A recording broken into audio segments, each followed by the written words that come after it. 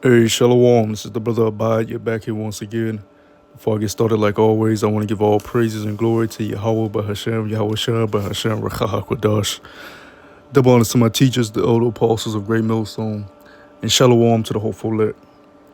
I want to go into the different lords we have in the scriptures. What do I mean by that? When you see the word Lord, Lord, there's three main instances within the scriptures that indicate or differentiate who or what you're talking about. Sometimes, well, a lot of times, the average person, they see Lord and they automatically think Lord means God or the Creator.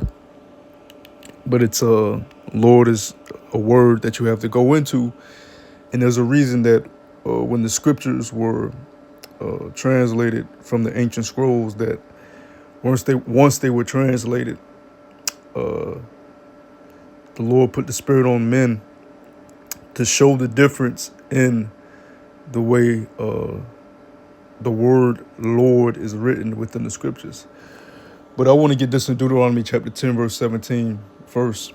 It says, For the Lord your power is God of gods and Lord of lords, a great God, a mighty and terrible,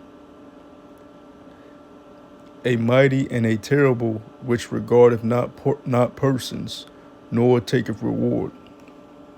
So our Lord power Yahweh is a God of gods and Lord of lords. So it's saying that the Most High, whose Hebrew name is Yahweh, which means he is or he exists, says that he is the God of gods and Lord of lords. So you have more than one God, right? Doesn't mean that that every God is true, that every God possesses power, or that every God is beneficial to you. But there is other God, like Buddha. You have Buddha, you have Allah, which Allah really is just the Hebrew word of saying power, but we know that the Muslims reference Allah as their power, right? You have Hindu gods, you have all different type of gods, right? You have the Christian God, all right, Christianity. You have all these different gods. Money can be your god, idols. You can make a man into an idol and make that your god. So the scripture is letting us know that just because you see the word Lord in the scriptures, it doesn't necessarily mean that it's talking about the creator of the heavens and earth, because there's more than one Lord. That's why even Yahweh Shah HaMashiach, who the world ignorantly refers to him as Christ, he's known as King of Kings, Lord of Lords, because you have different kings. Trump is a king, Putin is a king, Kim Jong-un is a king. You have different kings of these nations, different kings of ancient civilizations. Lord of Lords, King of Kings, right? It's telling you he's the King of all kings, right? He's received that inheritance, that power from his father, the Most High Abba Yahweh. Now, let me get Isaiah 26 chapter.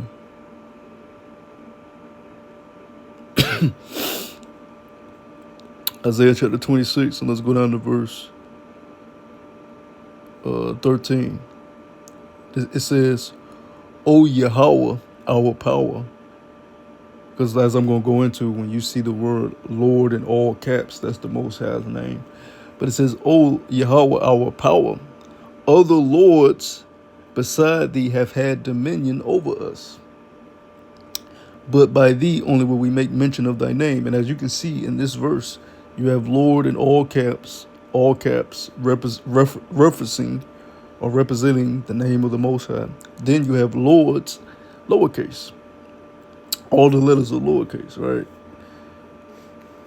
And when you go into that plural word of lords, it's actually Adonayim in the Hebrew, right? Meaning possessive, meaning our lords. You could be a servant to another man a master, right? You had servants in the ancient time. You got servants today. They will be considered your Lord. Really, if you have a boss on the job, that's really your Lord, your overlord, your overseer, especially if you're in like construction or warehouse work or very tedious work. Your boss is really Lord over you, all right? He can dictate whether he wants to fire you or suspend you. That's really a Lord over you, right? So it's just like when us as a nation were put into captivity under different nations, we've had different lords over us. We've had different kings over us. We serve different rulers. That's why during the time of the ancient Roman Empire, Yahushua said, "Render unto Caesar what's Caesar's, and render unto the Lord what's the Lord's." Right? Because even though our power is Lord of Lords, King of Kings, right? The power of all powers, the God of all gods, you still have to be subject to the higher powers. Going to into the book of Romans, right? Showing you there's other power structures, there's other rulers that you have to obey according to, life on earth, living on earth. All right. So I want to show you multiple examples over here in Genesis the 18th chapter, right? And this shows you that Christians don't have the understanding of the Bible, because they'll read straight through this.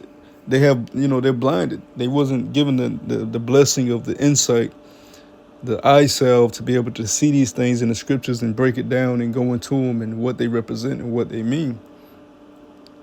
Right? For example, okay, this is Genesis chapter 18, right? And let's read verse 1. It says,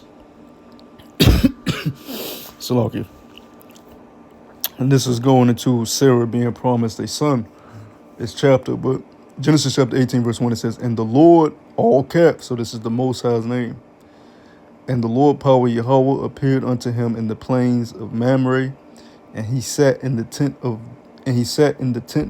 in the heat of the day." Right? So the Lord power Yahweh appeared unto Abraham. Okay? Verse 2. "And he lifted up his eyes and looked, and lo, 3 men stood by him. And when he saw them, he ran to meet them from the tent door and bowed himself toward the ground." So this is showing you that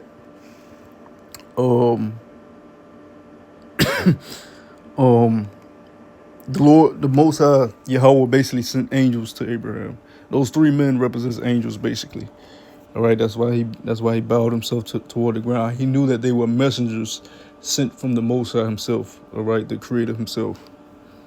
Because the Most High Yahweh doesn't literally come down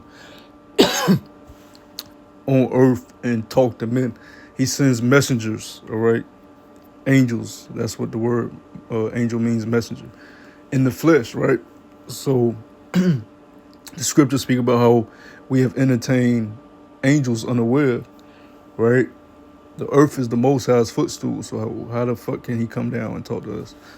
Now the scriptures do tell us that he did. The only person he appeared to was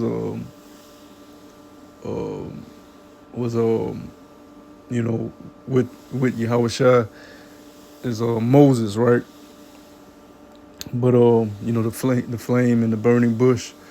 But it tells you his back was turned, right, as he passed by. But even with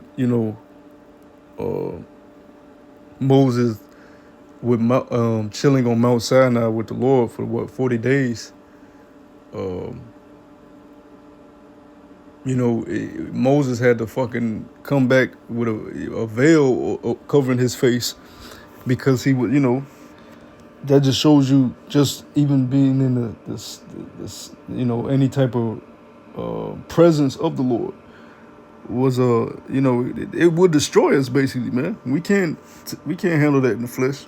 But going back to the point, so This is the first example over here in Genesis chapter 18. Lord, all caps, representing the name Yahweh, right?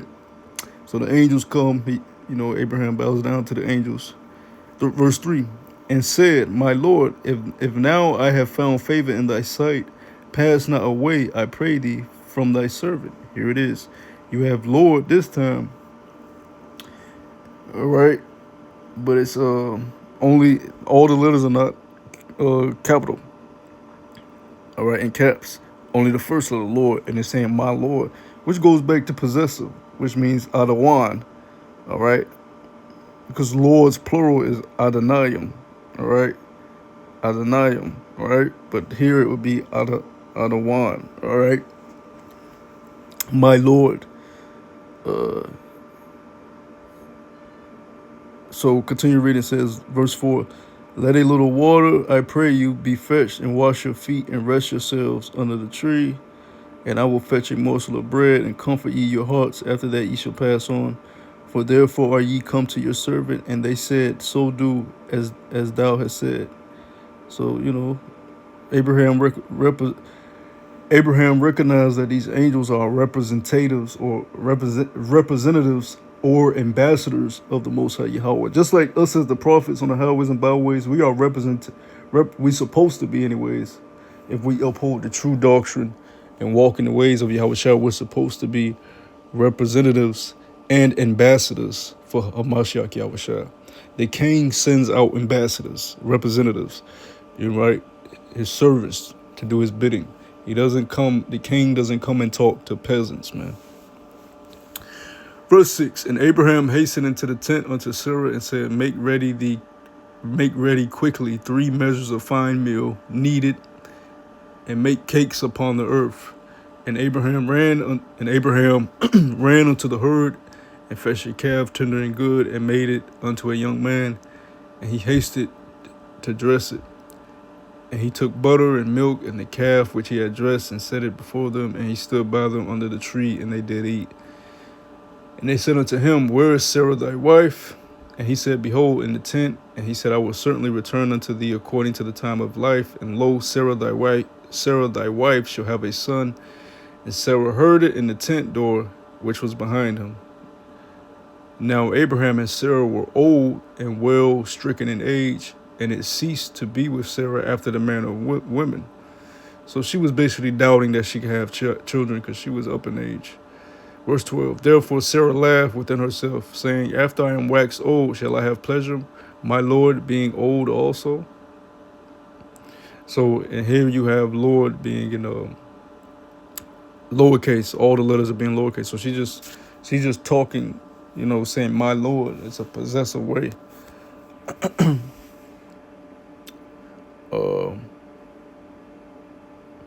In verse 13 it says, and the Lord said unto Abraham, this is all caps again, that's Yahweh, right? And the Lord power Yahweh said unto Abraham, wherefore did Sarah laugh, saying, shall I of a surety bear a child which am old? Is anything too hard for Yahweh? At the time appointed I will return unto thee according to the time of life, and Sarah shall have a son. Then Sarah denied, saying, I laugh not, for she was afraid. And he said, nay, but thou didst laugh. That just shows you, women are even try to lie to the Lord himself. Women are just women, bro. Women are just women. And once you learn that, you deal with them accordingly. But just to show you another example of, where's that at? 1 Peter, the 3rd chapter, verse 6. About the different lords being used. So here they were talking to the Most High, his angels that he sent, right? This is 1 Peter chapter 3, verse 6. Even as Sarah obeyed Abraham, calling him Lord. So Sarah called her husband Lord, because truly, if you're a wife, your husband is your Lord. But see how it's all lowercase?